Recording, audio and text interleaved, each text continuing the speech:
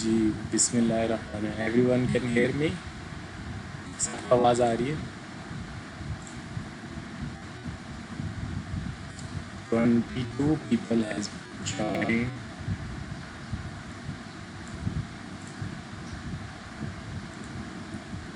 Reports assignment जो मैंने upload किया है टेन उसके अंदर 10 लिटरेचर रिव्यू का लिखा हुआ है। वो पुरानी फाइल अपलोड की हुई है मैंने, तो आप लोगों से जो पिछली क्लास थी उन लोगों को मैंने 10 दिए थे, 10 पर्पस दिए थे लिटरेचर लिखने के लिए। आप लोगों को मैंने 2-3 दिए हैं, तो वो काइंडली 2-3 ही सही तरह से लिख लीजिएगा। जो मैंने आप लोगों को असाइनमेंट में करेक्शन बताई है वो सब करेक्ट करके जमा करवा दीजिएगा। और किसी और को कोई सवाल पूछना हो तो वो पूछ सकता है। आज हम करेंगे पैनल डेटा। लास्ट टाइम हमने किया था time series data. Second assignment you wrote what should researcher recommend in main में क्या लिखना है यार? हकीम बल्कि सारे स्टूडेंट्स को मैं बता रहा हूँ कि आप लोगों का तकरीबन सेमेस्टर जो है वो एंड हो चुका है। आप लोग जो है एज ए रिसर्चर के तौर पर सोचें कि आप लोगों को क्या करना है। आप लोगों को सारी चीज़ें मैं बता चुका हूँ। रिकमेंडेशन में क्या रिकमेंडेशन देंगे, आपका टॉपिक क्या था, उसकी बेस के ऊपर रिजल्ट क्या निकले, तो आप क्या रिकमेंड करेंगे उसकी बेस के ऊपर। ग्रीन लॉजिस्टिक रिवर्स लॉजिस्टिक होनी चाहिए, उसका सिग्निफिकेंट इम्पैक्ट आ रहा है ऑर्गेनाइजेशन परफॉर्मेंस में, एम्प्लॉय वर्क प्लेस बिहेवियर पे कोई इम्पैक्ट आ रहा है किसी तो आप वही रिकमेंड करेंगे ना कि भाई ये वाला independent variable is most effective और इसका इम्पैक्ट बहुत अच्छा आ रहा है डिपेंडेंट वेरिएबल्स के ऊपर, तो यही रिकमेंडेशन में भी लिखेंगे। बाकी स्कोप वगैरह जो भी सारी चीज़ें वो एज ए रिसर्चर बन के सोचें आप लोग। आप लोगों को ये टॉपिक दिया हुआ है और आप लोगों ने रिपोर्ट लिखनी है।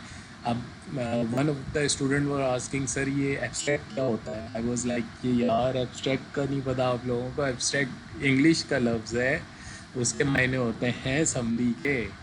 तो आपको पूरे रिसर्च पेपर की समरी पहले लिखनी होगी, ताकि जिस तरह से हर जो भी आपने डाउनलोड किए हैं उसमें पहला पैराग्राफ जो होता है वो एब्स्ट्रैक्ट होता है, जिसमें पूरे रिसर्च पेपर की समरी दी हुई होती, ताकि पूरा रिसर्च पेपर पढ़ने से पहले आपको समरी पढ़ के आइडिया हो जाए कि आपने काम किन वेरिएबल्स पे किया है, कितना सैंपल लिया है, कौन सी मेथडोलॉजी लगाई है और रिजल्ट क्या आया था आपका। तो ये आप एब्स्ट्रैक्ट में लिखते हैं। Also you wrote scope of the research. Scope means way of analysis, way of research means हम सर्वे बेस्ड एंड स्कोप भी इंग्लिश का लफ्ज़ है भाई। स्कोप का मतलब नहीं पता। प्रोजेक्ट का स्कोप क्या होता है, रिसर्च का स्कोप क्या होता है, आप अपनी रिसर्च कहाँ पर अप्लाई करेंगे। रिवर्स लॉजिस्टिक ग्रीन लॉजिस्टिक कहाँ अप्लाई करेंगे, किसी ऑर्गेनाइजेशन में ही अप्लाई करेंगे ना। रिसर्च का स्कोप क्या होगा कि उन ऑर्गेनाइजेशन किसके लिए बेनिफिशियल है, किसके लिए स्कोप बनता है। आपके लिए भी स्कोप है एज ए रिसर्चर। आप इस टॉपिक के ऊपर बहुत कम लोगों ने रिसर्च की भी है, तो रिसर्चर के लिए भी स्कोप बनता है और ऑर्गेनाइजेशन के लिए भी इस टॉपिक के ऊपर स्कोप बनता है, क्योंकि पाकिस्तान में रिवर्स और ग्रीन लॉजिस्टिक नहीं होती है। एम्प्लॉय बिहेवियर के ऊपर काफ़ी ज़्यादा रिसर्चेज हुई हैं, employ behaviour at work place, लेकिन इमोशनल इंटेलिजेंस के ऊपर बहुत कम रिसर्चेज हुई हैं। इमोशनल इंटेलिजेंस के बहुत सारे वेरिएबल्स हैं, आप और भी ऐड वो स्कोप में ऐड हो जाएगा। तो ये सारी चीज़ें स्कोप में ऐड होती हैं यार। स्कोप भी इंग्लिश का लफ्ज़ है भाई, ये भी मुझे पता। मैं इंग्लिश पढ़ा रहा हूँ आप लोगों को, रिसर्च पढ़ा रहा हूँ। हम सर्वे बेस्ड SPSS लिखेंगे स्कोप ऑफ रिसर्च में। स्कोप ऑफ रिसर्च में ये लिखेंगे कि आपकी रिसर्च से फ़ायदा किसको होगा, कौन सी ऑर्गेनाइजेशन को फ़ायदा होगा, कौन से लोगों को फ़ायदा होगा, आपकी रिसर्च का फ़ायदा क्या है, स्कोप क्या है उसका। तो आई होप कि ये भी क्लियर हो गया होगा।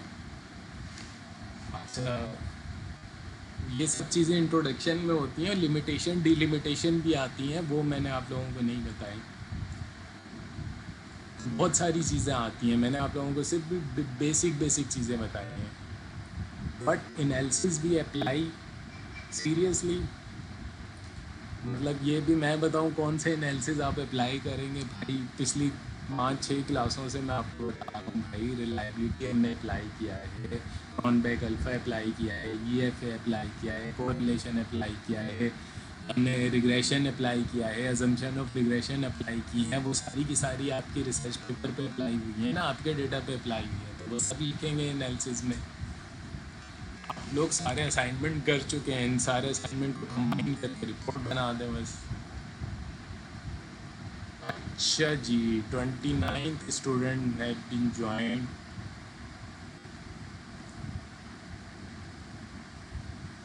A scope of study section of your research project work contains the areas to be covered by your work. It delineates the level of object of study and would be covered by the particular research work, so that both the reader and the writer have a perspective of what is aimed at and what is to be expected.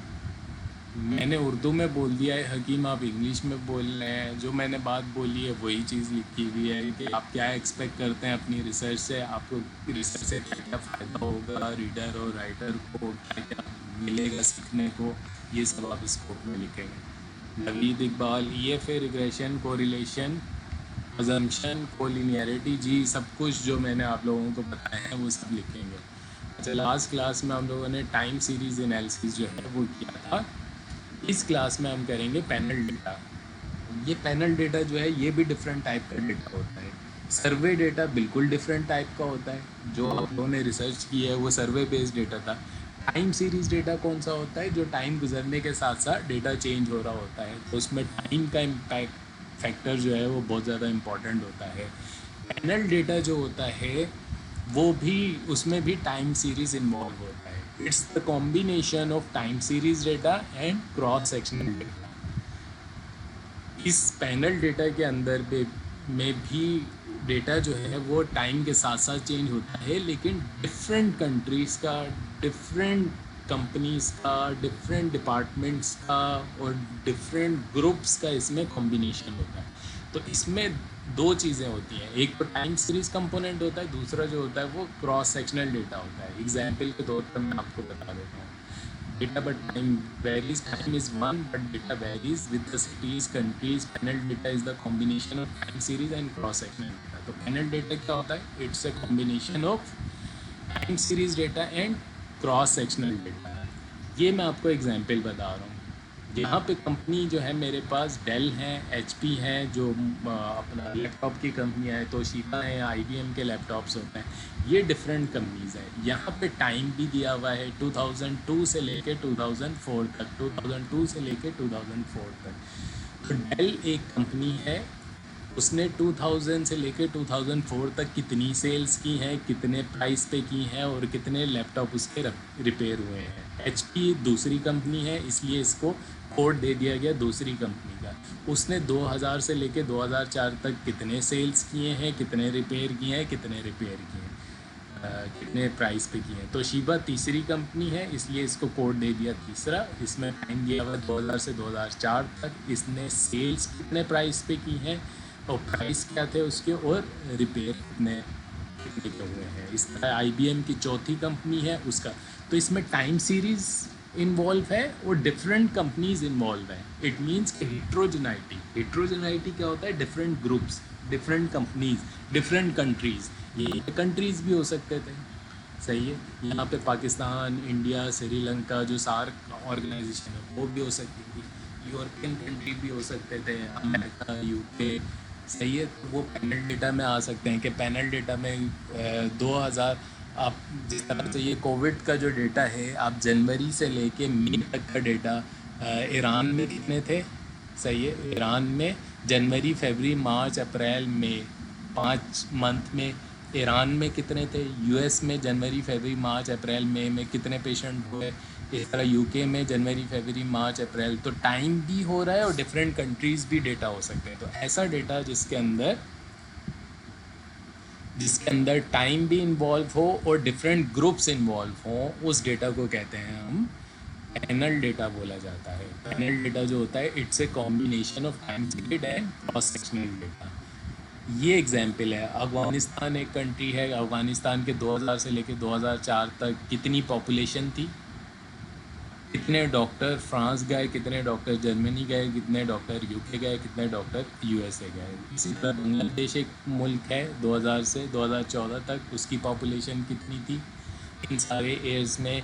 फिर China है, 2000 में कितनी population थी और 2004 में इसकी कितनी population थी। तो ये एक एग्जाम्पल है। पैनल डेटा दो किस्म के होते हैं, एक बैलेंस डेटा होता है, एक अनबैलेंस डेटा होता है। बैलेंस डेटा में जो टाइम सीरीज़ है वो बैलेंस्ड होता है। अफगानिस्तान 2000 से 2004 तक, बांग्लादेश भी 2000, चाइना भी 2000 से लेके 2004 तक, पाकिस्तान का डेटा भी 2000 से लेके 2004 तक। ये वाला डेटा जो है ये बैलेंस डेटा है। ये वाला जो है ये अनबैलेंस डेटा है। इसमें अफगानिस्तान 2000 से 2004 तक का डेटा है, बांग्लादेश जो है 2002 से 2004 का डेटा है। तो इसमें टाइम जो है वो अनबैलेंस्ड है। उसमें बांग्लादेश 3 साल का है, चाइना का सिर्फ 2 साल का डेटा है, पाकिस्तान का फिर 4 साल का डेटा आ गया, 2000 से लेकर 2004 तक का डेटा, 5 साल का डेटा आ गया। तो ये वाला डेटा जो है ये कहलाता है अनबैलेंस पैनल डेटा, और ये वाला जो डेटा कहलाता है ये कहलाता है बैलेंस पैनल डेटा। तो ये डेटा अगर आपके पास कोई इस तरह का डेटा आ जाता है, जिस तरह से मैंने एग्जांपल दी कोविड की, तो आप उसका एनालिसिस प्रिडिक्शन किस तरह से करते हैं। आप उसको उसका एनालिसिस जो होता है SPSS में बड़ा मुश्किल तरीका है, पैनल डेटा को रन करना SPSS में मुश्किल है। आज मैं आपको स्टेटा बताऊंगा इस डेटा को किस तरह से रन करते हैं। ये स्टेटा सॉफ्टवेयर है, मैं आपको बताता हूँ कि ये डेटा है।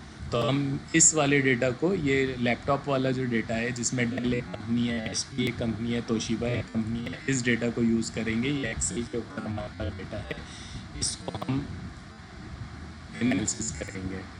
अच्छा, पैनल डेटा के एडवांटेज क्या होते हैं कि डेटा जो है वो टाइम के साथ साथ तो चेंज होता जाता है, तो हम टाइम कंपोनेंट को भी कैप्चर कर रहे होते हैं, और डिफरेंट हिट्रोजेनाइटी, हिट्रो का मतलब क्या होता है डिफरेंट ग्रुप, होमो का मतलब क्या होता है सेम ग्रुप। तो हिट्रोजेनाइटी मीन्स कि डिफरेंट ग्रुप्स होते हैं, डिफरेंट ग्रुप्स ऑफ कंट्रीज़ भी हो सकते हैं, डिफरेंट ग्रुप ऑफ सिटीज़ भी हो सकते हैं, डिफरेंट ग्रुप ऑफ MBA भी हो सकते हैं, डिफरेंट ग्रुप ऑफ यूनिवर्सिटीज़ भी हो सकती हैं। तो उसमें हम different group, city, company, organisation, इनको हम कंपेयर करते हैं। फॉर एग्जांपल हम ऑयल सेक्टर में हम डिफरेंट कंपनीज़ हैं, उन तमाम कंपनीज़ को एक दूसरे से कंपेयर कर सकते हैं कि कौन सी कंपनी जो है ज़्यादा अच्छा परफॉर्म कर रही है। सही है, तो वो टाइम, एक हम टाइम पीरियड ले लेंगे पिछले 10 सालों से कौन सी कंपनी जो है प्रॉफिटेबल है, और डिफरेंट कंपनियां ले लेंगे ऑयल सेक्टर की, और उस डेटा की बेस के ऊपर हम एनालिसिस करेंगे। अच्छा, 3 तरह के एनालिसिस होते हैं। एक pooled OLS method, ordinary least square जिसे नॉर्मल रिग्रेशन कहते हैं, फिक्स इफेक्ट मेथड होता है, और एक रैंडम इफेक्ट मॉडल होता है। ये 3 मॉडल जो होते हैं ये पैनल डेटा पे रन होते हैं। ये जो पूल्ड है, पूल्ड ये नॉर्मल रिग्रेशन ही है जो मैंने आपको बताया था, जिसमें एक डिपेंडेंट वेरिएबल होता है और 3 या 4 जो होते हैं इंडिपेंडेंट वेरिएबल होता है। तो ये नॉर्मल रिग्रेशन मेथड है जिसका ऑर्डिनरी लीस्ट स्क्वायर बोला जाता है। फिक्स इफेक्ट मॉडल जो होता है इसके अंदर टाइम को फिक्स कर देते हैं, हेट्रोजेनाइटी को कैप्चर करते हैं। रैंडम इफेक्ट मॉडल में हम हेट्रोजेनाइटी को फिक्स कर देते हैं, टाइम को कैप्चर करते हैं। तो 2 चीज़ें बहुत ज़्यादा इंपॉर्टेंट है इस डेटा में, एक टाइम सीरीज कंपोनेंट और एक डिफरेंट ग्रुप यानी हेट्रोजेनाइटी। हेट्रो का मतलब डिफरेंट ग्रुप। तो अगर मैं जब भी वर्ड यूज़ करूँ हेट्रोजेनाइटी तो इट मीन्स कि डिफरेंट ग्रुप्स। हमारे इस वाले डेटा के अंदर डिफरेंट ग्रुप कौन से हैं, ये लैपटॉप की कंपनीज जो हैं ये डिफरेंट ग्रुप्स हैं। ये HP दूसरी कंपनी है, तोशिबा तीसरी कंपनी है, IBM चौथी कंपनी है, एसर जो है वो 5वीं कंपनी है। तो ये 5 कंपनियों का डेटा जो है हमने 2000 से लेकर 2004 5 ईयर्स का डेटा कंपेयर किया हुआ है। कितनी इन लोगों ने सेल्स की, प्राइस क्या थे, और रिपेयर लैपटॉप कितने हुए। तो हम किस तरह से एनालिसिस करेंगे फिक्स इफेक्ट मॉडल से, पहले हम टाइम को कांस्टेंट करेंगे, फिर हम जो है हेट्रोजेनाइटी को कांस्टेंट करके रन करेंगे। अच्छा जी, अब आ जाते हैं हम सॉफ्टवेयर पे। अतः ये वाला स्टाटा सॉफ्टवेयर आप सबसे पहले मैं इसको ऑन करके बता देता हूँ। इसकी इंस्टॉलेशन भी बहुत ज़्यादा सिंपल है। स्टाटा 12 वर्जन है, वैसे 14 वर्जन भी अवेलेबल है, आप वो भी डाउनलोड कर सकते हैं, 12 वर्जन भी। तो ये स्टाटा जब ओपन होता है तो इस तरह से ओपन होता है। यहाँ पे वेरिएबल्स आते हैं, ये वेरिएबल्स की लिस्ट आ जाती है। अभी चूँकि डेटा हमने पुट नहीं किया है, तो इस वाले सॉफ्टवेयर के अंदर हम डेटा कैसे इनपुट करेंगे? EFA regression, correlation, assumption, quality. अच्छा, हम डेटा कैसे इनपुट करेंगे? SPSS में भी डेटा इनपुट करना मसला था।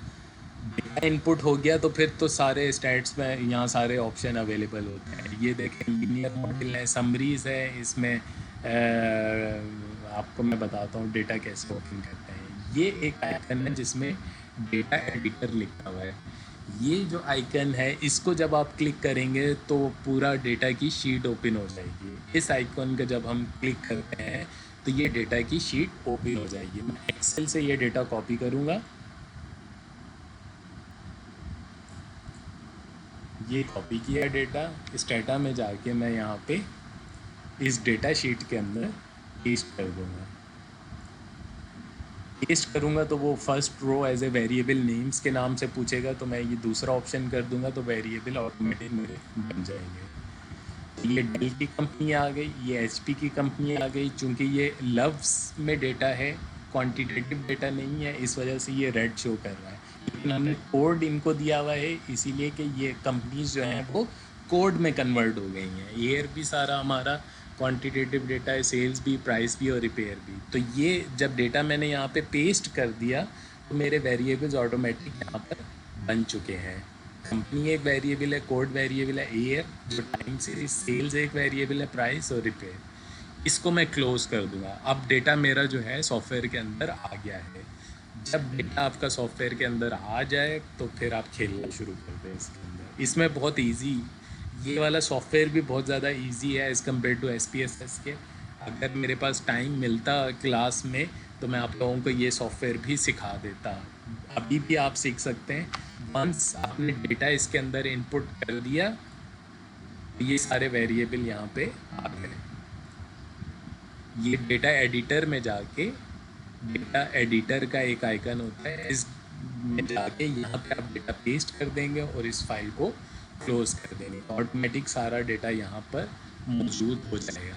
अब जो है आप आराम से सारे जो आपने नॉर्मल रिग्रेशन के लगाए थे, टाइम सीरीज़ के भी सारे एनालिसिस यहाँ पे मौजूद हैं।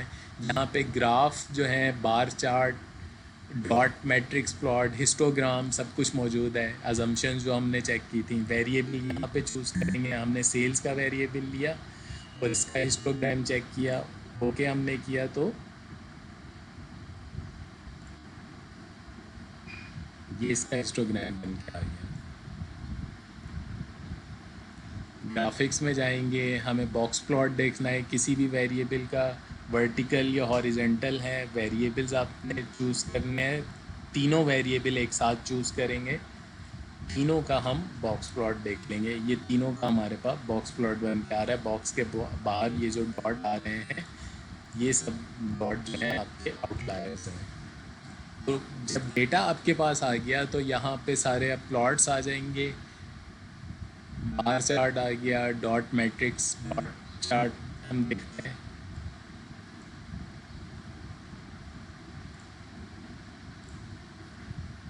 Sir, mostly SPSS function are there in Stata. So why we are using a different software and what actually is the purpose of Stata?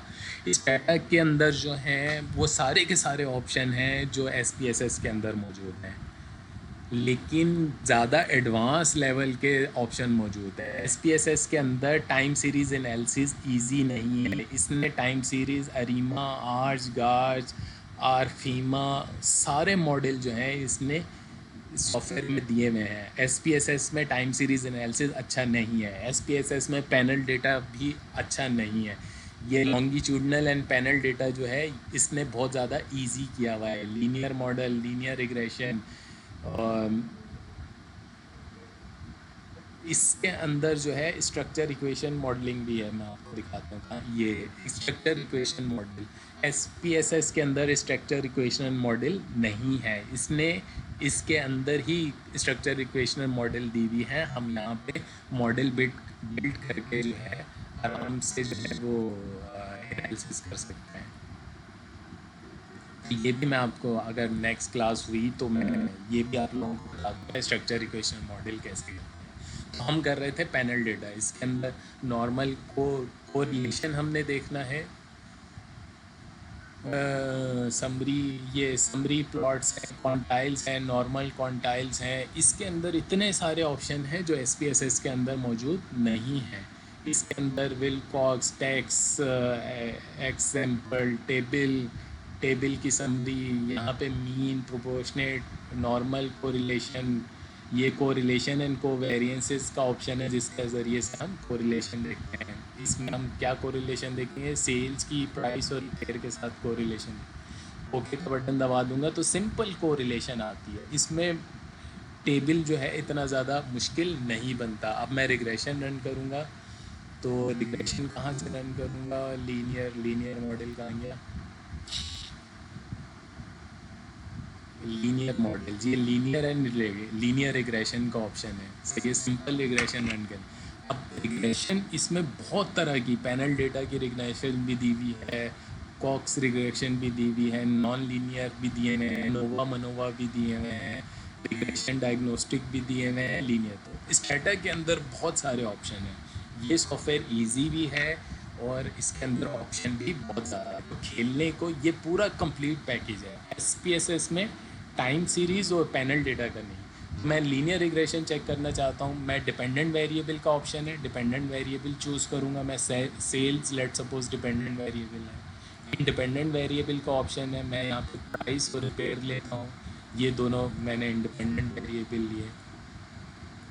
आगे जो है वेटेड एवरेज है, रोबस्टनेस है, रोबस्टनेस भी एक चीज़ होती है। अब मैं इसको रन करूँगा तो ये मेरे पास रिग्रेशन का मॉडल आ गया। सही है, रिग्रेशन के अंदर आपके क्या क्या चीज़ें मौजूद होती हैं, number of observation, F stats आ रहा है जो कि SPSS में भी F स्टैट्स आता था, प्रोबेबिलिटी आ रही है पूरे मॉडल की, सही है, जो 0.05 से कम हो, R स्क्वायर आ रहा है, एडजस्टेड R स्क्वायर आ रहा है जो SPSS में आता था वो भी इसमें इसके अंदर आता है, रूट मीन स्क्वायर एस्टिमेशन आ रहा है जो SPSS में ये भी आता है। सही है, और इसके अंदर कोएफिशिएंट आ रहे हैं, ये जो beta coefficient, beta value, T value आ रही है, स्टैंडर्ड एरर आ रहे हैं, जो प्राइस जो है वो आपका प्राइस और रिपेयर जो है इंडिपेंडेंट वेरिएबल है और सेल्स जो है आपका डिपेंडेंट वेरिएबल है। T वैल्यू आ रही है, सिग्निफिकेंट आ रही है, T की 2 से ज़्यादा आ रही है, P वैल्यू वही आ रही है। सही है, इसमें VIF नहीं आ रहा है, तो VIF जो है वो चेक करते हैं हम multi collinearity, multi variate analysis में। ये क्रॉनबैक अल्फ़ा जो है ये रिलायबिलिटी चेक करने के लिए होता है, multi variate analysis Cronbach alpha. इसमें हम तमाम स्केल की हम चेक कर सकते हैं रिलायबिलिटी। ये हमारे पास सिंपल क्रॉनबैक अल्फ़ा की 0.608 आ रही है स्केल रिलायबिलिटी कोएफिशिएंट। तो इसके अंदर जो है सेम वही चीज़ें हैं जो आप SPSS के अंदर कर सकते हैं। इसके अंदर ज़्यादा ऑप्शन है एज़ कम्पेयर टू SPSS के। सर रिज़ल्ट दोनों सॉफ्टवेयर से सेम ही आएंगे या रिज़ल्ट में डिफरेंट? नहीं, डेटा अगर सेम है तो दोनों सॉफ्टवेयर के सेम रिज़ल्ट आएंगे। डेटा अगर डिफरेंट है तो जाहिर सी बात है वो रिज़ल्ट भी डिफरेंट आएगा। तो दोनों सॉफ्टवेयर से सेम आएंगे। तीसरा एक सॉफ्टवेयर होता है, eViews का भी एक सॉफ्टवेयर है, ये eViews 9 का भी एक सॉफ्टवेयर है, इससे भी आप रिग्रेशन रन कर सकते हैं। एक और सॉफ्टवेयर होता है, ये चौथे सॉफ्टवेयर का भी, आज आप लोगों को सॉफ्टवेयर रिसर्च के मेरे पास इतने सॉफ्टवेयर पड़े हुए हैं, कौन सा मिनी टैब के नाम से,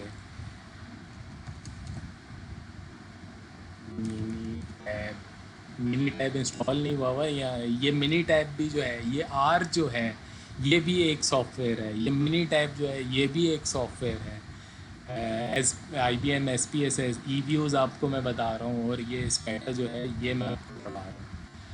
ये सेम वही सॉफ्टवेयर हैं और रिज़ल्ट भी सेम वही आते हैं, बस आपको जो है इनको रन करना आना चाहिए। तो मैंने आपको बताया था SPSS आपको आ गया तो आपको कोई भी सॉफ्टवेयर रन करना बहुत ही ज़्यादा इजी हो जाएगा। तो हम लोग कर रहे हैं पैनल डेटा। तो नॉर्मल मैंने ग्राफ्स भी आपको बता दिए, box plot, histogram, dot matrix chart, ये भी बन जाएगा। और भी बहुत सारे ग्राफ्स होते हैं जो ज़रा हाई लेवल के होते हैं। स्टैट्स में आपको summary and descriptive, summary stats में डिस्क्रिप्टिव एनालिसिस आ जाते हैं, कोरिलेशन, उन कोवेरियंसेस में कोरिलेशन आ जाती है डिपेंडेंट इंडिपेंडेंट वेरिएबल्स के दरमियान में। लीनियर में जाएंगे तो लीनियर रिग्रेशन आ जाएगा, सही है। और ये हर तरह के बाकी रिग्रेशन हैं। हम टाइम सीरीज एनालिसिस जो लास्ट क्लास में पढ़ा था वो अरीमा मैंने आप लोगों का SPSS में पढ़ाया था, लेकिन इसमें बहुत ज़्यादा इजी है। आप टाइम सीरीज़ को, डेटा को आप डिक्लेयर करते हैं टाइम सीरीज़, और इसके बाद फिर अरीमा मॉडल जो है उसकी बेस के ऊपर आप एस्टिमेशन करते हैं। अच्छा, हम लोग कर रहे हैं, चीज़ कर रहे थे लॉन्गिट्यूडनल पैनल डेटा। ये पैनल डेटा का इसके अंदर एक सेपरेट विंडो बनी हुई है, सही है। पैनल डेटा को हमने डेटा कौन सा डाला है सॉफ्टवेयर के अंदर? पैनल डेटा डाला है, सही है। इसमें हम सेटअप एंड यूटिलिटीज़ में जाएंगे और declare the data set as to be panel data. तो हम पहले डेटा को डिक्लेयर करेंगे, सॉफ्टवेयर को बताएंगे कि हमने जो डेटा डाला है वो पैनल डेटा है, तो हम पैनल डेटा डालेंगे। सर्वे डेटा में डिक्लेयर करने की ज़रूरत नहीं होती। टाइम सीरीज़ और पैनल डेटा के अंदर टाइम सीरीज़ में भी डिक्लेयर करने की ज़रूरत होती है, क्योंकि आपको टाइम का एक जो वेरिएबल होता है, जिस तरह से इसमें ईयर का जो एक वेरिएबल है वो एक टाइम सीरीज़ वेरिएबल है, तो सॉफ्टवेयर को बताना होता है कि कौन सा वेरिएबल जो है वो हेट्रोजेनाइटी का कौन सा है। जब हम डेटा सेट को पैनल डेटा में करेंगे तो दो चीज़ें सेट करेंगे। एक तो करेंगे पैनल आईडी, जो कि हमारी कंपनीज़ की आईडी है, जो कोड हमने दिया हुआ था, 1 कोड, 2 कोड, 3 कोड, सही है। वो डेल को हमने 1 दिया हुआ है, तोशिबा को 2 दिया हुआ है, IBM को 3 कोड दिया हुआ है। तो यहाँ पे हेट्रोजेनाइटी का कोड और यहाँ पे टाइम वेरिएबल लिखेंगे। टाइम वेरिएबल हमारा कौन सा? ईयर वाला। यहाँ पे हम डिफाइन करेंगे टाइम सीरीज़ क्या है, ईयरली है, half yearly, quarterly, genetic, weekly, monthly, daily भी हो सकती है। तो हमारा जो डेटा है वो ईयरली डेटा है। ये हमारा कोड आ गया डेटा। अब मैं ओके कर दूंगा तो मेरा डेटा सेट जो है वो panel variable code strongly balance data आ गया। तो सॉफ्टवेयर मुझे क्या बता रहा है कि मेरा जो पैनल डेटा है वो बैलेंस डेटा है। ईयर कहाँ से है? 2000 से लेके 2004, 5 ईयर्स तक है। तो मेरे पास अगर मैं डेटा को देखना चाहूँ तो यहाँ डेटा एडिटर में जाऊँगा और मेरे पास ये कोड बने हुए हैं। ये कंपनी है, ये एक कंपनी है, टोटल 5 कंपनीज़ हैं, 5 ईयर्स हैं, और ये उनका सेल्स का डेटा, प्राइस का डेटा और रिपोर्ट का डेटा है। तो मेरे पास ये बैलेंस डेटा है। अब मुझे रन करना है फिक्स इफेक्ट मॉडल और रैंडम इफेक्ट। स्टैट्स में जाऊंगा, लॉन्गिट्यूडनल पैनल डेटा में, लीनियर मॉडल में जाऊंगा और लीनियर रिग्रेशन में जाऊंगा। यहाँ पे मैं लीनियर रिग्रेशन पे रन करके मैं हर तरह की रिग्रेशन रन कर सकता हूँ। स्टैटिस्टिक्स में, पैनल डेटा में, लीनियर मॉडल में, लीनियर रिग्रेशन में। डिपेंडेंट वेरिएबल क्या है? हमारा सेल्स डिपेंडेंट वेरिएबल है। इंडिपेंडेंट वेरिएबल क्या है? हमारी प्राइस और रिपेयर। यानी जितने ज़्यादा रिपेयर होंगे तो सेल्स उतनी कम होंगी, प्राइस जितने ज़्यादा कम होंगे सेल्स उतनी ज़्यादा होगी, सही है। नीचे जो है ये GLS फिक्स इफेक्ट मॉडल दिया हुआ है और random effect, GLS random effect, ML random effect दिया हुआ है। तो ये दोनों मॉडल दिए हुए हैं। फिक्स इफेक्ट मॉडल पहले हम रैंडम इफेक्ट, इसमें क्या बताए, नंबर ऑफ ऑब्जर्वेशन कितनी है? 25। नंबर ऑफ ग्रुप्स कितने हैं? तो ये हमें पैनल डेटा में बता रहा है 5 कंपनियों का ग्रुप है। ये हमें बता रहा है कि 5 ग्रुप है। हेट्रोजेनाइटी कितनी है? 5 ग्रुप है। एवरेज मिनिमम 5, और ये है प्रोबेबिलिटी जो है 0.05 से कम आ रही है, तो ये वाला मॉडल जो है वो सिग्निफिकेंट शो कर रहा है। R square within between overall 0.71, तो 71.9% तक वेरिएंस एक्सप्लेन कर रहा है। तो ये वाला मॉडल जो है रैंडम इफेक्ट GLS मॉडल के रहा। मैंने कौन सा रन किया है? रैंडम इफेक्ट मॉडल रन किया है। 3 तरह के मॉडल थे ना, एक पूल्ड OLS मेथड था, एक फिक्स इफेक्ट मॉडल था, ये रैंडम इफेक्ट मॉडल था। तो पहले मैंने रैंडम इफेक्ट मॉडल रन किया है। तो इसमें सेल्स जो है वो आपका डिपेंडेंट वेरिएबल है, प्राइस और रिपेयर जो है वो इंडिपेंडेंट है। ये इसके बीटा कोएफिशिएंट है। इसमें Z या T वैल्यू जो है वो 2 से ज़्यादा आ रही है Z वैल्यू, तो इट मीन्स कि वो सिग्निफिकेंट है। तो इसमें प्राइस जो है वो सिग्निफिकेंट आ रहा है कि प्राइस जितनी ज़्यादा कम होगी तो सेल्स जो है उतनी ज़्यादा होगी। तो P जो है वो 0.05 से कम आ रहा है, जिस तरह से हम प्रोबेबिलिटी को इंटरप्रेट करते हैं। सर रिज़ल्ट दोनों सॉफ्टवेयर के सेम आएंगे? जी दोनों के सेम आएंगे। इमरान, सी बी अल्फ़ा यहाँ भी 0.7 से ज़्यादा होना चाहिए। जी हाँ, जो क्रॉनबैक अल्फ़ा है वो हमेशा ही हर जगह हर सॉफ्टवेयर में 0.7 से ज़्यादा ही होना चाहिए। 0.6 भी एक्सेप्टेबल होता है, लेकिन 0.65 से ज़्यादा ही होना चाहिए हमेशा। तो रिज़ल्ट जो है तमाम सॉफ्टवेयर के इंटरप्रिटेशन उनकी सेम ही है। इसको भी मैं ऐसे ही इंटरप्रेट करूँगा। ये जो रिग्रेशन है इसका जो नंबर ऑफ ग्रुप्स हैं और ये जो प्रोबेबिलिटी है ये पूरे मॉडल की प्रोबेबिलिटी है। ये आर स्क्वायर जो है ये 3 तरह के आर स्क्वायर दे रहे हैं, with in the groups, between the groups और ओवरऑल पूरे मॉडल का आर स्क्वायर बता रहा है। और ये जो है बीटा कोएफिशिएंट है, 1% increase in price will increase the sales by 64%, और ये जो है सिग्निफिकेंट आ रही है। Repair 1% increase in repair will increase the sales by, लेकिन ये जो है इनसिग्निफिकेंट आ रही है। तो इंटरप्रिटेशन जो है वो उसी तरह से ही होगी जिस तरह से आप SPSS के आउटपुट की इंटरप्रिटेशन करते हैं। तो डेटा जो है जितना ज़्यादा नंबर ऑफ़ वेरिएबल्स होंगे, जितने ज़्यादा आपके पास सैम्पल साइज़ होगा, उतना ही अच्छी इंटरप्रिटेशन होगी। ये हमारा जो था वो रैंडम इफ़ेक्ट मॉडल था। अब मुझे फिक्स इफ़ेक्ट लगाना है। स्टैट्स में जाऊँगा, पैनल डेटा में जाऊँगा, लीनियर मॉडल में जाऊँगा, और यहाँ पे FE के नाम से आ रहा है फिक्स इफ़ेक्ट मॉडल। तो मैं फिक्स इफ़ेक्ट मॉडल पे रन करूँगा। इस पर क्लिक किया मैंने, ये डिपेंडेंट वेरिएबल ऑलरेडी यहाँ पे, ये फिक्स इफ़ेक्ट का मैंने इसके ऊपर टिक कर दिया। तो फिक्स इफ़ेक्ट मॉडल पे टिक कर दिया।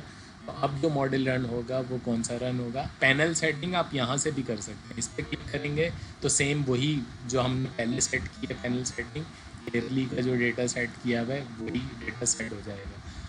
तो सेम वही फिक्स इफ़ेक्ट मॉडल हम रन करेंगे। ये फिक्स इफ़ेक्ट मॉडल है। ये वही number of observation, number of groups बता रहा है, प्रोबेबिलिटी बता रहा है 0.05 से ज़्यादा है। ये वाला मॉडल जो है इतना ज़्यादा सिग्निफिकेंट नहीं है। इसमें एडजस्टेड आर स्क्वायर 42 आ रहा है। बीटा कोएफिशिएंट जो है इसमें 1% increase in price will increase the sales by 22%, लेकिन की वैल्यू जो है वो इनसिग्निफिकेंट आ रही है। रिपेयर जो है वो सिग्निफिकेंट वैल्यू आ रही है। तो इस तरह से हम fix effect of random effect model करते हैं। लेकिन हमें ये कैसे पता चलेगा कि हमने कौन सा मॉडल लगाना है? फिक्स इफेक्ट मॉडल लगाना है या फिर रैंडम इफेक्ट मॉडल लगाना है? लगा तो हमने दोनों लिए, हम पोल नॉर्मल रिग्रेशन भी लगा सकते हैं, लेकिन हमें ये पता कैसे चलेगा कि फिक्स इफेक्ट मॉडल हमने रन किया, ये फिक्स इफेक्ट मॉडल रन हो गया, सही है।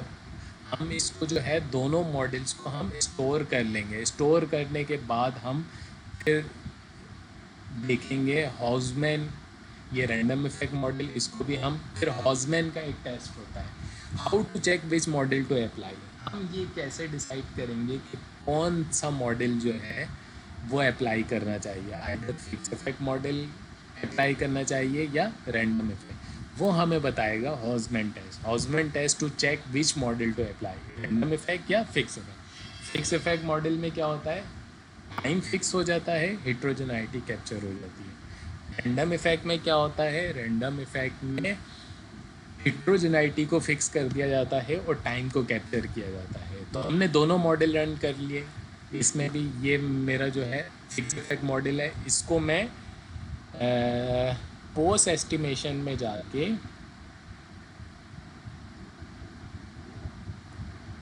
मैनेज एस्टिमेशन रिजल्ट में जाके सेव टू डिस्क कर दूंगा, या स्टोर इन मेमोरी भी कर सकता हूँ। तो स्टोर टू मेमोरी कर दूंगा तो ये स्टेटा अपनी सॉफ्टवेयर की मेमोरी में इसके रिज़ल्ट को सेव कर लेगा।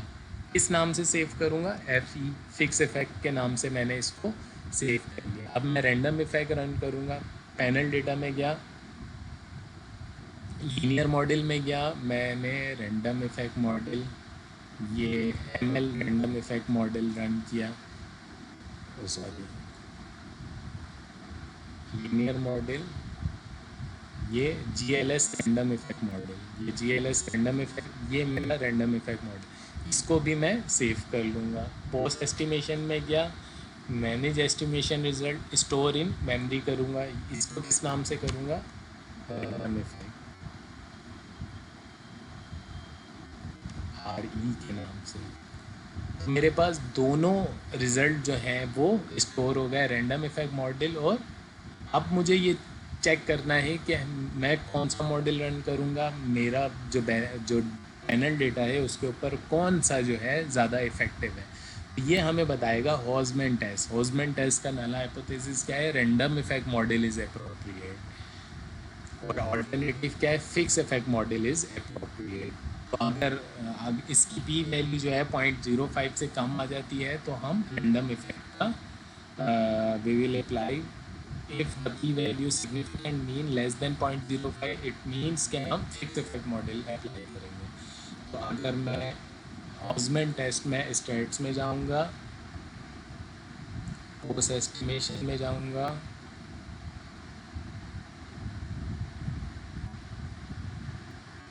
टेस्ट में जाऊंगा और हॉजमैन स्पेसिफिकेशन टेस्ट, मैं पोस्ट एस्टिमेशन में जाऊंगा, फिर टेस्ट के ऑप्शन में जाऊंगा, फिर हॉजमैन स्पेसिफिकेशन टेस्ट में जाऊंगा। यहाँ से मुझे पता चलेगा कि मुझे रैंडम इफेक्ट मॉडल लगाना है या फिर फिक्स इफेक्ट मॉडल लगाना है। इसको मैं क्लिक करूँगा, यहाँ पे दोनों मॉडल आ रहे हैं। FE फिक्स इफेक्ट मॉडल को मैं चेक करूँगा तो इसकी प्रोबेबिलिटी वैल्यू जो है 0.05 से ज़्यादा आ रही है। तो प्रोबेबिलिटी अगर 0.05 से कम आए तो इट मीन्स कि फिक्स इफेक्ट मॉडल लगेगा, 0.05 से ज़्यादा आए तो रैंडम इफेक्ट मॉडल लगेगा। तो इसका मतलब है प्रोबेबिलिटी जो है 0.05 से ज़्यादा आ रही है तो कौन सा मॉडल लगेगा? रैंडम इफेक्ट मॉडल हम लगाएंगे। तो कौन सा मॉडल लगेगा इसमें? लॉन्गिट्यूडिनल लीनियर में जाएगा और रैंडम इफेक्ट वाला जो है ये GLS रैंडम इफेक्ट वाला मॉडल, ये वाला मॉडल जो है ये हमें पता चलेगा। ये आज का पूरा पैनल डेटा है। अगर आप लोगों के पास कभी आ गया कि पैनल डेटा को रन करें तो उसको किस तरह से रन करना है, ये मैंने आपको बता दिया। सबसे पहले मैंने आपको बताया पैनल डेटा होता क्या है। पैनल डेटा मैं रिपीट कर देता हूँ सारी चीज़ें, सही है। पैनल डेटा क्या होता है? Panel data is the combination of time series data and cross sectional data. Cross sectional का क्या मतलब है? Different countries, different companies, different cities का कंपैरिजन क्या होता है, ये क्रॉस सेक्शनल कंपैरिजन होता है। टाइम सीरीज तो एक वेरिएबल जो होगा वो टाइम का भी होगा। दो तरह के डेटा होते हैं, एक बैलेंस डेटा होता है, एक अनबैलेंस पैनल डेटा होता है। बैलेंस के अंदर नंबर ऑफ कंपनीज भी सेम होती हैं और टाइम भी सेम होता है, जबकि अनबैलेंस में नंबर ऑफ कंपनीज भी डिफरेंट हो सकती हैं और टाइम भी डिफरेंट हो सकता है। तो उसको हम कहते हैं अनबैलेंस डेटा। तीन तरह के मॉडल होते हैं, pooled OLS method, fix effect model, random effect. Pooled OLS जो है नॉर्मल रिग्रेशन है। मैं नॉर्मल रिग्रेशन इसमें रन करता हूँ। Linear model, linear regression. तो लीनियर रिग्रेशन में सेल्स प्राइस रिपेयर मैंने रन की तो इसके अंदर ना टाइम सीरीज कैप्चर हो रहा है, देखें number of observation, F stats, probability, R² adjusted R², और ये सब वैल्यू वही आ रही है, बीटा वैल्यू। लेकिन इसके अंदर ना टाइम सीरीज कंपोनेंट कैप्चर हो रहा है, ना ही हेट्रोजेनाइटी कैप्चर हो रही है। तो इस वजह से इसके अंदर हम पूल्ड OLS मेथड जो है वो काम का नहीं आता। इस वजह से हम फिक्स इफेक्ट लगाते हैं या रैंडम इफेक्ट लगाते हैं।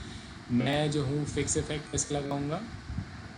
मैं यहाँ स्टेटा में गया, स्टेट्स में, पैनल डेटा में गया, लीनियर मॉडल में गया, लीनियर रिग्रेशन में गया। लीनियर रिग्रेशन में जाके मैंने इस पर पहले रैंडम इफेक्ट लगाया, फिक्स इफेक्ट भी लगा सकते हैं। डिपेंडेंट वेरिएबल चूज़ किया, इंडिपेंडेंट वेरिएबल चूज़ किए, रन किया मैंने। ये मेरे पास आ गया फिक्स इफेक्ट मॉडल। इसको मैं स्टैट्स में जाके, पोस्ट एस्टिमेशन में जाके एस्टिमेशन रिजल्ट में स्टोर इन मेमोरी कर लूँगा।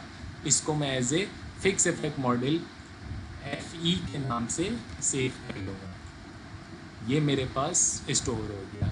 इसके बाद मैं रैंडम इफेक्ट रन करूँगा। पैनल डेटा में गया, यहाँ पे रैंडम इफेक्ट चेक किया, GLS random effect model independent same है। ये मेरे पास रैंडम इफेक्ट आ गया। इसको मैं स्टैट्स में जाऊँगा, पोस्ट एस्टिमेशन में इसके रिज़ल्ट को भी सेव कर लूँगा RE के नाम से।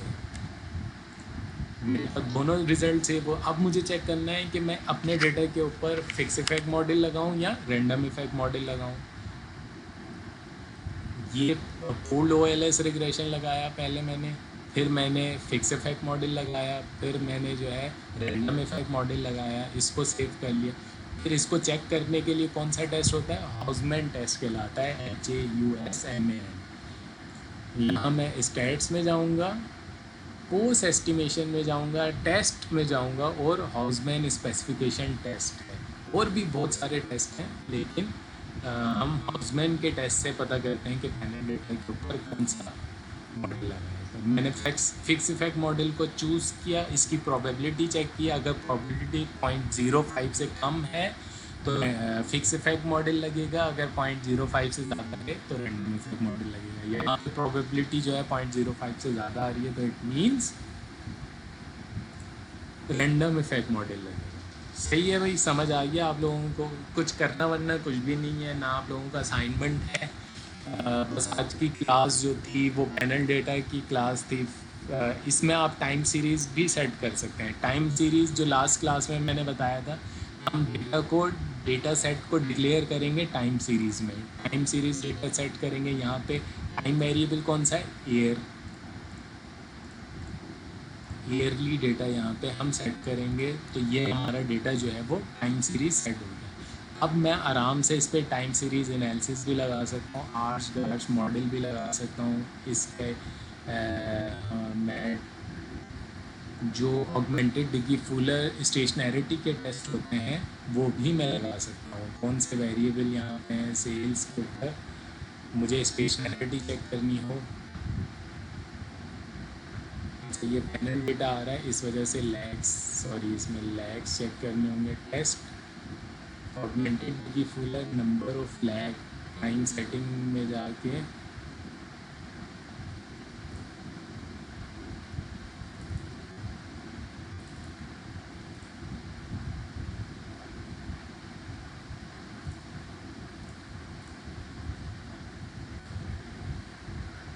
Number of lag differences, 3 lag यहाँ चूज़ कर दूँ।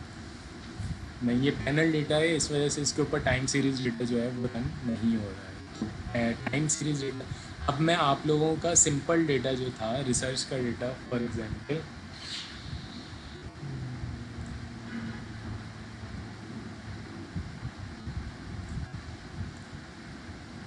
मैं आप लोगों की रिसर्च का डेटा जो है यहाँ पे ओपन कर लेता हूँ। असाइनमेंट में आप लोगों के जो डेटा थे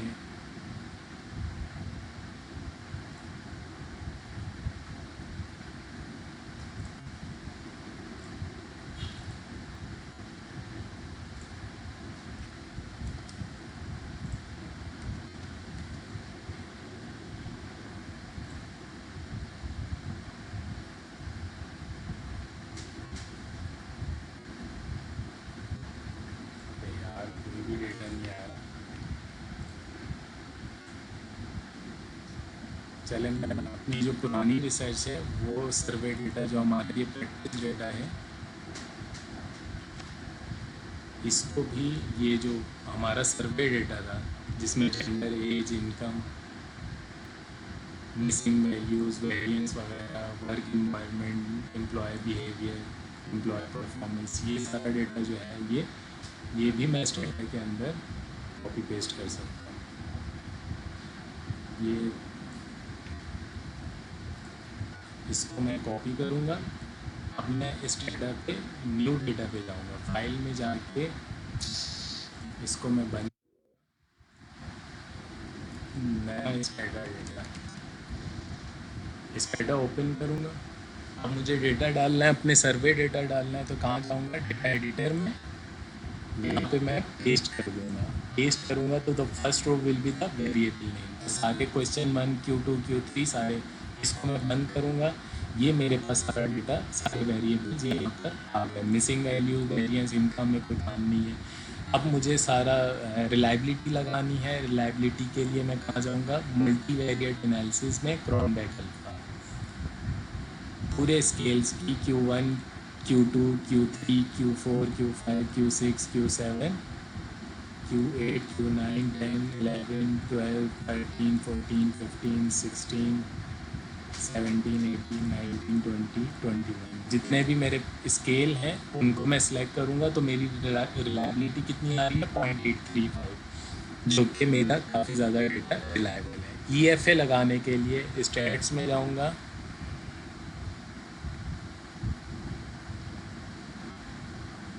factor and principal component analysis. ये फैक्टर एनालिसिस में जाऊंगा,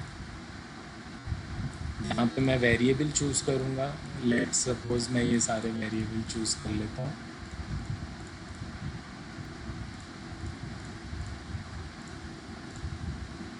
प्रिंसिपल फैक्टर एनालिसिस में रोटेशन वगैरह कुछ नहीं है। ये मैंने EFA रन किया, EFA के सारे टेबल जो हैं वो आइजन वैल्यू सारी आ गई, सही है। और ये सारे फैक्टर्स का रिजल्ट जो है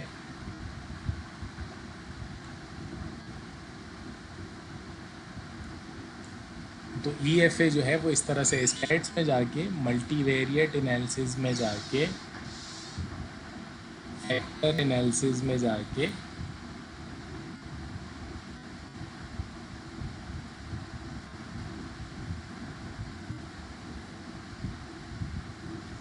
यहाँ पे आप रन कर सकते हैं। हम वेरिएबल चूज़ करेंगे, principal component factors, maximum likelihood, maximum number of factors to be retain. यहाँ पे हम मैक्सिमम नंबर ऑफ वैल्यूज़ कर सकते हैं, कितने 4 हम variable, minimum value of eigen value to be retain, ये सारे ऑप्शंस हम चूज़ कर सकते हैं। हम इस तरह नंबर ऑफ फैक्टर्स जो हैं वो चेंज कर सकते हैं। बाकी ये तमाम फैक्टर्स और क्वेश्चंस जो हैं वो सारे वही रिजल्ट है जो SPSS में आता है। अब हमको रन करनी है अजम्पशन, कोरिलेशन रन करनी है। समरीज में जाऊंगा, समरीज एंड डिस्क्रिप्टिव में, ये डिस्क्रिप्टिव समरी स्टैट्स में डिस्क्रिप्टिव आ जाएगा तमाम वेरिएबल्स के। ये control, compensation, training, design, work environment, multitasking, employ performance, इसकी डिस्क्रिप्टिव आ जाएगी सारी। ये mean, standard deviation, minimum value, maximum value, सही है। अब मुझे कोरिलेशन चेक करनी है, स्टैट्स में जाके, समरीज में जाके, यहाँ पे कोरिलेशन है, कोवेरियंसेस, तमाम वेरिएबल चूज़ करूँगा यहाँ पे, control, compensation, training, work, multitasking, employer performance. ये मेरे पास कोरिलेशन आ गई। इसमें सिर्फ वैल्यू आ रही है। अब इसमें सिग्निफिकेंट इनसिग्निफिकेंट का नहीं पता चल रहा। पॉजिटिव नेगेटिव का आपको पता चल जाएगा, लेकिन सिग्निफिकेंट और इनसिग्निफिकेंट का पता नहीं चल रहा है। SPSS का फ़ायदा ये है कि उसमें सर्वे डेटा बहुत अच्छा रन होता है। अच्छा, इसमें अब मैं रन करूँगा रिग्रेशन। रिग्रेशन के एजम्पशन के लिए ये हिस्टोग्राम मैंने आपको चेक बता दिया, बॉक्स प्लॉट मैंने आपको डॉट मैट्रिक्स प्लॉट बता दिया, और VIF के लिए हम करते हैं वेरिएंस इन्फ्लेशन फैक्टर के लिए VIF की कमांड होती है VIF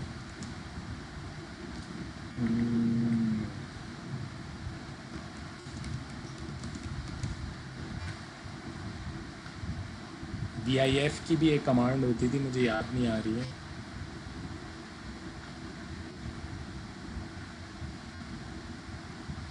वेरिएंस इन्फ्लेशन फैक्टर जो है वो सर्वे डेटा एनालिसिस,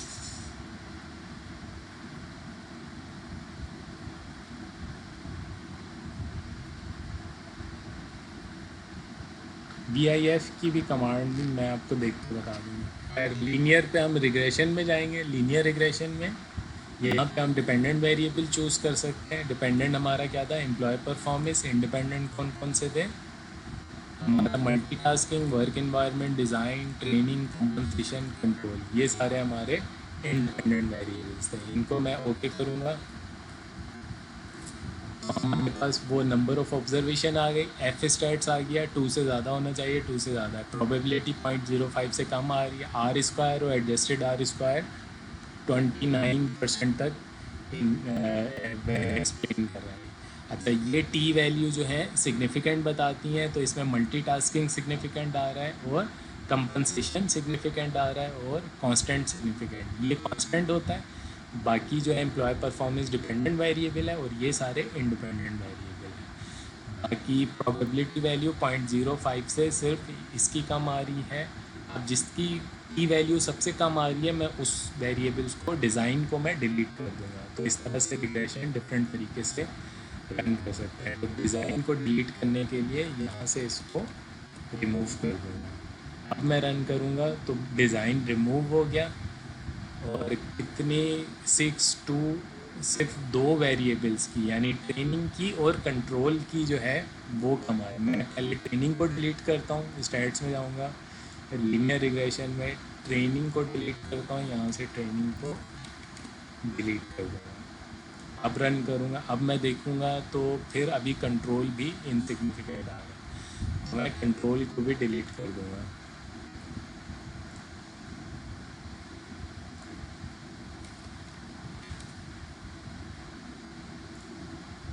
तो मेरे तमाम में मल्टीटास्किंग भी सिग्निफिकेंट आ रहा है, वर्क इन्वायरमेंट भी सिग्निफिकेंट आ रहा है, कंपनसेशन भी आपका सिग्निफिकेंट आ रहा है। तो इस तरह से पूरा रिग्रेशन, इसको मैं इस वाले मॉडल, मैं तीनों मॉडल जो है रिपोर्ट में लिखूंगा और बताऊंगा। ये एक नया सॉफ्टवेयर था, स्टेटा का सॉफ्टवेयर। ये बहुत ज़्यादा इजी है, इसमें बहुत सारे ऑप्शन हैं, SPSS से बहुत इजी है। और इसमें हम एनालिसिस भी सेम वही एनालिसिस होता है जो SPSS ज़रा फेमस ज़्यादा है। सर्वे डेटा के लिए SPSS बहुत ज़्यादा अच्छा है, लेकिन टाइम सीरीज़ और पैनल डेटा के लिए SPSS इतना ज़्यादा अच्छा नहीं है। कहाँ से करेंगे strata, but issue hit download करने में मैं आपको लिंक भेज दूंगा ग्रुप के अंदर, स्टेटा आप वहाँ से डाउनलोड करेंगे। ये ये मेरा सॉफ्टवेयर का फ़ोल्डर है, रिसर्च का फ़ोल्डर है, ये स्टेटा 12 वर्जन है मेरे पास। इस पर डबल क्लिक करेंगे, इंस्टॉलेशन का तरीका ये फ्रेंच लैंग्वेज में इंस्टॉलेशन दी हुई है। एक्सेप्ट आर पे करेंगे, ये जगह बताएगा, इसको इंस्टॉलर पे क्लिक कर देंगे तो ये इस तरह से पूरा सॉफ्टवेयर जो है इंस्टॉल हो जाएगा ऑटोमेटिकली।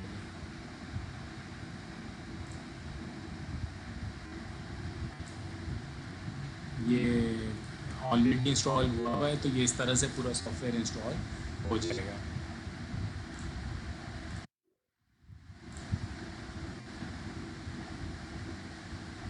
इसको क्रैक करने की ज़रूरत नहीं है, ये ऑलरेडी क्रैक्ड है। तो इसका एडवांटेज ये है कि ये बस आप इंस्टॉल करेंगे और अय्याशी करेंगे। तो आज का जो लेक्चर था वो यही था। आज हमने पैनल डेटा किया, टाइम सीरीज़ डेटा भी हमने किया, और हमने सर्वे डेटा भी किया। पूरा का पूरा जितने भी डेटा एनालिसिस हैं वो हमने दूसरा सॉफ्टवेयर लर्न किया। इस तरह के जितने भी सॉफ्टवेयर हैं स्टैट्स के, मैं इसको कैंसिल कर रहा हूँ। जितने भी सॉफ्टवेयर हैं स्टैटिस्टिक के, वो सब एक ही तरह से काम करते हैं। तो आपने SPSS सीख लिया तो बाकी सारे सॉफ्टवेयर जो हैं आपके लिए बहुत ज़्यादा इजी हो गए हैं। ये आज का लेक्चर था। कोई भी आपके क्वेश्चन हो तो पूछ लें। असाइनमेंट वगैरह है, रिपोर्ट आपको नेक्स्ट वीक जमा करानी है। टेक केयर, अल्लाह हाफिज़, असर की अजान होती है। तो और कोई क्वेश्चन है तो आप मुझसे ग्रुप में कर सकते हैं। सर पेपर कब से हैं? मुझे यूनिवर्सिटी ने नहीं बताया पेपर का क्या होगा, क्या होंगे। मैं नेक्स्ट क्लास में पता नहीं पढ़ाऊँ ना पढ़ा सकूँ, क्योंकि मैंने जो है 3rd मई तक कमिटमेंट की थी कि मैं पढ़ाऊँगा, लेकिन 3rd मई से ज़्यादा हो चुका है। तो हो सकता है 8 May would be my last class. तो आई होप कि बाकी सब सेट रहेंगे। बाकी जितनी इन्फॉर्मेशन है वो यूनिवर्सिटी से पता करें, मुझे नहीं जवाब दे रहा यूनिवर्सिटी में। चलिए, टेक केयर, अल्लाह हाफिज़।